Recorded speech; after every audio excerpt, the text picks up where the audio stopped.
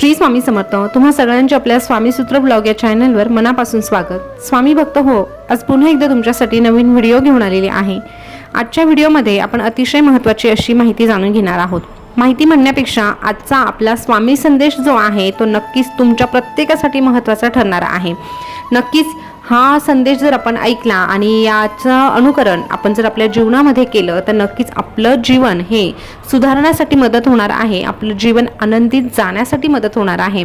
नक्कीच तुम्हीही ऐका आणि तुमच्या मित्र परिवारामध्ये देखील हा व्हिडिओ शेअर करा। चला मग सुरुवात करूया आपले स्वामी महाराज काय सांगत आहे ते ऐकायला। स्वामी महाराज म्हणतात की पुढील 7 मिनिटांकडे लक्ष द्या आणि माझा हा संदेश लक्षपूर्वक ऐका, कारण हे 7 मिनिट तुमचे जीवन बदलण्यासाठीच आहे, त्यामुळे लक्षपूर्वक ऐका, अन्यथा माझ्या अनमोल विचारांना तुम्ही गमावून बसाल। स्वामी सांगतात आयुष्य म्हणजे नेमकं काय याचं उत्तर शोधत जर राहिलो ना तर आयुष्य कधी संपेल हे देखील कळणार नाही, आणि आयुष्य म्हणजे नेमकं काय याचं उत्तर शोधण्यासाठी आपलं आयुष्य देखील कमी पडेल।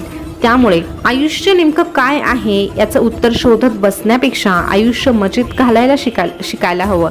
आयुष्य मजेत जगायचं असेल तर एकच करावं लागेल, कुठल्या गोष्टींना कुरवाळत बसायचं आणि कुठल्या गोष्टी सोडून पुढे चालायचं हे सर्वस्वी आपण ठरवायचं आहे, आणि आपल्या सद्बुद्धीचा विचार करून आपणच तो निर्णय घ्यायचा आहे। आपण ज्या गोष्टींना जास्त महत्त्व देऊ तितक्याच त्या गोष्टी आपल्या आयुष्यामध्ये जास्त प्रमाणात घडणार आहे। त्यामुळे सर्वस्वी आपल्याला ठरवायचं आहे की आपलं आयुष्य हे हसत हसत जगायचं की रडत रडत। आयुष्य तर जगायचंच आहे, मग हसत हसत जगल्याने काय बिघडणार आहे।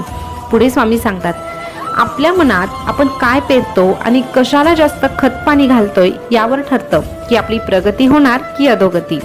आपल्या मनात आपण काय पेरतो आणि कशाला जास्त खतपाणी घालतोय यावर ठरतं की आपली प्रगती होणार की अधोगती, कारण ज्याला जास्त खतपाणी घातलं जाणार ते जास्त वाढणार। जर मग आपण सकारात्मक विचारांना जर खतपाणी घातलं तर नक्कीच सकारात्मक विचार वाढणार, आणि जर आपण नकारात्मकच विचारांना खतपाणी घातलं तर नक्कीच नकारात्मकच विचार वाढणार, आणि हे नकारात्मक विचार इतके वाढतील की आपलं आयुष्य एक दिवस संपवून टाकतील। त्यानंतर स्वामी म्हणतात जेव्हा चुका होतात ना तेव्हा स्वतःला दोष देऊन खचून जाऊ नका। जेव्हा चुका होतात तेव्हा स्वतःला दोष देऊन खचून जाऊ नका। चुका करणं हे चुकीचं जरी असलं तरीही तो अपराध नाही, कारण इथे असं कुणीही नाही ज्याच्या हातून चुका होत नाही।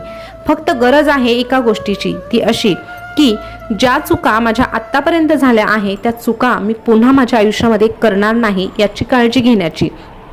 कारण जो चुकांमधून स्वतःला सुधारतो त्याला स्वामी नेहमीच माफ करतात। जो चुकांमधून स्वतःला सुधारतो त्याला स्वामी नेहमीच माफ करतात, पण जो जाणीव असूनही जाणून बुजून वारंवार त्याच चुका पुन्हा पुन्हा करतो आणि स्वामींकडे माफी मागतो, अशा व्यक्तीला जगाच्या पाठीवर कुणीही कधीही क्षमा करू शकत नाही, आणि त्याचा शेवट हा होण्यापासून कोणीही थांबवू शकत नाही। त्यामुळे स्वतःला दोष देऊन असं का झालं असं म्हणून विचारू नका, पण असं पुढे होणार नाही असा विचार नक्कीच मनामध्ये जागृत करा। नक्कीच आपलं आयुष्य हे आनंदानेच पुढे जाणार आहे। पुढे स्वामी म्हणतात की जेव्हा तुमच्या आयुष्यामध्ये वाईट गोष्टी घडतात, जेव्हा तुमच्या आयुष्यामध्ये वाईट गोष्टी घडतात तेव्हा फक्त असाच का विचार करतात की सगळं काही वाईट माझ्याच बाबतीत घडतं आणि देवाला फक्त आणि फक्त मीच दिसतो। पण या उलट जर तुम्ही असं म्हणाले की हे आयुष्य आहे आणि ह्या आयुष्यामध्ये चांगले वाईट प्रसंग येणारच आहे, आणि माझ्या बाबतीत जर काहीतरी चांगलं घडत आहे तर नक्की माझ्या कर्माचा तो भाग आहे, आणि जर माझ्या बाबतीत जर काही वाईट घडत आहे तर तोही माझ्या कर्माचाच एक भाग आहे, आणि म्हणून असा विचार करा की जे काही वाईट झालं ते माझे कर्म, पण याहून चांगलं कसं होईल हे माझे प्रयत्न। मग बघा, जेव्हा एखादी व्यक्ती अगदी खचून न जाता प्रयत्नाने पुन्हा एकदा उभी राहण्याचा प्रयत्न करते तेव्हा अशा व्यक्तीचा हात स्वामी महाराज स्वतः पकडत असतात आणि त्या व्यक्तीला त्या संकटातून हळूवारपणे बाहेर काढत असतात। आणि याचा अनुभव घ्यायचा असेल तर नक्कीच आपल्याला हे जे विचार सांगितले आहे त्याचं अनुकरण करावं लागेल। फक्त बोलून उपयोग नाही, फक्त ऐकून उपयोग नाही, तर त्या गोष्टी अंमलात आणणं देखील तितकंच महत्त्वाचं आहे। आयुष्यामध्ये जेव्हा नवीन काही करावंसं वाटेल ना तेव्हा नक्की करा। एक तर ह्या गोष्टीमधून तुम्हाला 2 गोष्टी मिळतील, एक तर तुम्ही पुढे जाल, तुमचा विजय होईल, किंवा मग झालेच तुम्ही अपयशी, तर तुम्हाला एक प्रकारचा अनुभव मिळेल. फक्त ही एक गोष्ट करत असताना एक गोष्ट लक्षात घ्यायची की फक्त स्वतःच्या मनाचा विचार करायचा. स्वतःच्या मनाला ठाऊक हवं की मी जे काही करत आहे ते चुकीचं करत नाही आणि विश्वासाने करत आहे. फक्त अशा वेळेस लोकांच्या मतांना प्राधान्य देऊ नका. लोकांचं मत विचारात घ्या, परंतु तुमच्या मनाला काय पटतंय याचाच विचार करा आणि त्यानुसार तुम्ही मार्ग निवडा. नक्कीच लोकांच्या मागे लागण्यापेक्षा स्वतःचं मत विचारात घेतलं तर आपण कधीही अपयशी होऊ शकत नाही. आणि झालो चुकून अपयशी तर त्याचं खापर आपण दुसऱ्यांवरही फोडत नाही आणि त्याचा आपल्याला त्रासही होत नाही, कारण निर्णय आपण स्वतः घेतलेला असतो.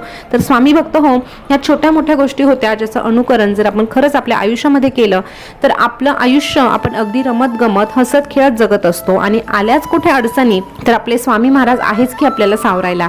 तर स्वामींवर डोळे झाकून विश्वास ठेवा आणि एक एक पाऊल पुढे टाका. नक्कीच कासवाच्या गतीने का होईना पण आपली प्रगती ही नक्कीच होणार. अगदी सस्याच्या वेगाने जर आपण धावायला गेलो तर कुठेतरी आपण कोलमडून पडतो आणि पुन्हा आपल्यात उभं राहण्याची ताकद देखील उरत नाही. त्यामुळे अशा पद्धतीने तुमची वर्तणूक असेल तर स्वामी देखील तुम्हाला भरभरून आशीर्वाद देतील. तर हे विचार तुम्हाला कसे वाटले कमेंटमध्ये नक्की सांगा. आजचा स्वामी संदेश कसा होता तेही सांगा. कमेंटमध्ये श्री स्वामी समर्थ लिहायला विसरू नका. पुन्हा भेटूया अशाच नवीन माहिती सोबत. तोपर्यंत स्वस्त रहा, मस्त रहा आणि आपल्या स्वामी सूत्र ब्लॉग या चॅनलवरच्या बोधकथा तसेच स्वामी संदेश ऐकत रहा. पुन्हा भेटूया. धन्यवाद.